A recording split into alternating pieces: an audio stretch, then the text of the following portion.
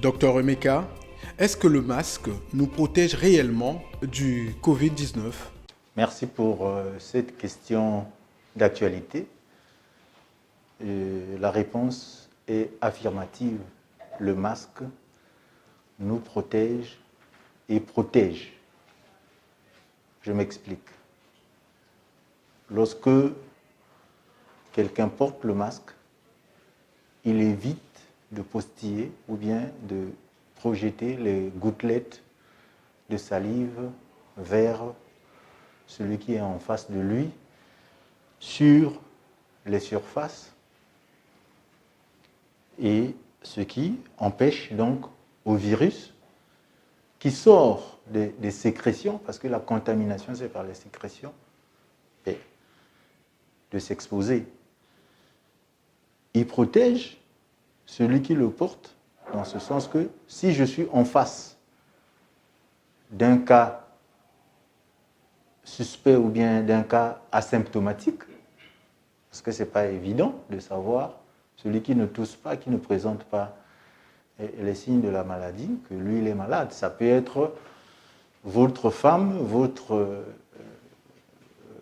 mari, votre enfant, qui est entre-temps sorti de la maison, qui a pris le transport, il a pu s'infecter dans ses mouvements. Donc, il peut ramener le virus à la maison.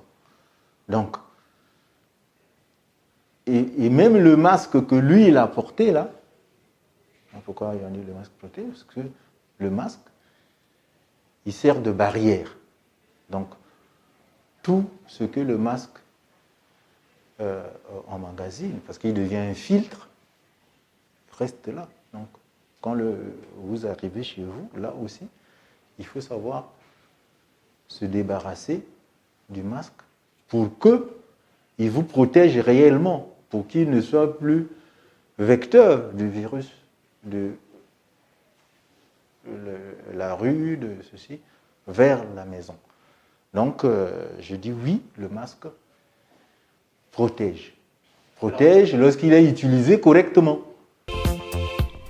Pourquoi généralise-t-on le port du masque maintenant?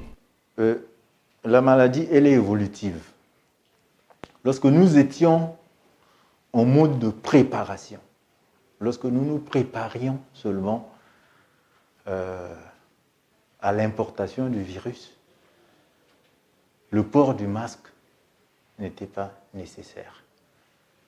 En ce moment, si vous voyez la définition des cas, il y a les cas alertes, il y a les cas suspects, il y a les cas confirmés, il y a les cas probables. Donc, lorsque seule la Chine était un pays à risque, nous ne demandions pas aux gens de porter le masque. On vérifiait juste la température et on demandait aux gens de se désinfecter les mains. On enregistrait les gens pour les suivre au cas où ils manifesteraient les signes. La Chine était un pays à risque, donc en ce moment c'était les alertes. Voilà pourquoi on mettait les gens en quarantaine. Mais l'épidémie s'est déportée en Europe. Nous avons eu maintenant un lien direct avec la France, l'Italie, et nous avons importé des cas. Depuis le 14 mars, nous avons enregistré notre premier cas.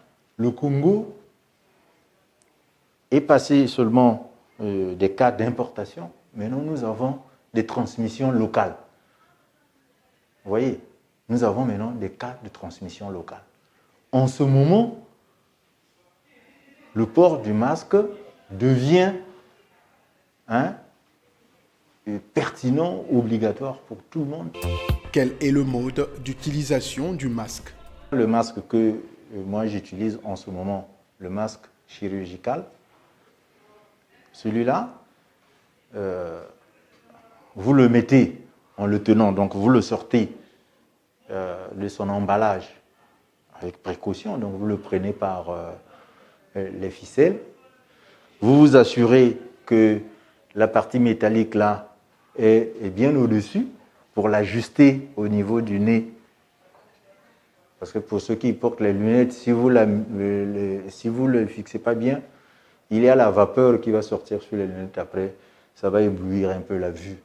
Voilà pourquoi je l'ai adapté et je le pose sous cette espèce de métal là. Donc, je le mets et je l'ajuste. En ce moment, il couvre la bouche, il couvre le nez. Après, je ne le touche plus. Mes mains ne viennent plus parce qu'on voit des gens manipuler la bavette. Non, puisque vos mains sont en train de se promener partout, vous touchez les poignets, quelquefois vous n'avez pas de quoi désinfecter les mains. Donc, il est probable que vous ayez touché un objet qui a le virus. Donc, il ne faut plus. Dès lors que vous revenez vers, si vous sentez le besoin de l'enlever, il faut l'enlever pour la poubelle et prendre un autre. Et ce masque-là, 3 heures, 4 heures maxi, il faut s'en débarrasser. Quels sont les différents types de masques en mesure de nous protéger du Covid-19? D'abord, il y a plusieurs types. Il y a le masque que moi j'utilise en ce moment, le masque chirurgical. Il y a les masques alternatifs, les masques en tissu qu'on a recommandés, qu'on peut fabriquer avec des tissus en coton.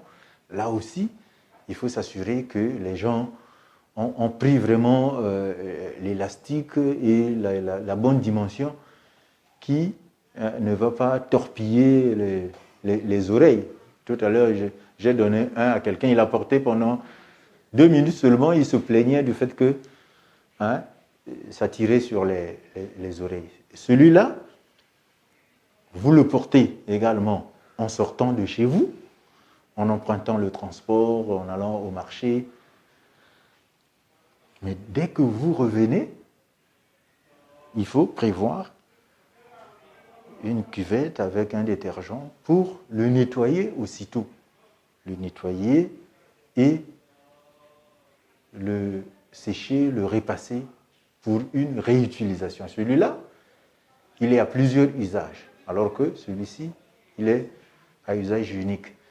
Et il y a les masques FP2, ceux que nous recommandons normalement aux agents de santé qui soignent les autres. Ils sont plus étanches et ils devraient être utilisés au niveau du laboratoire. Malheureusement, on voit des gens les utiliser en désordre dans la rue et on va être en rupture là où on en a réellement besoin. Est-ce que nos masques faits maison sont-ils aussi efficaces que les masques professionnels?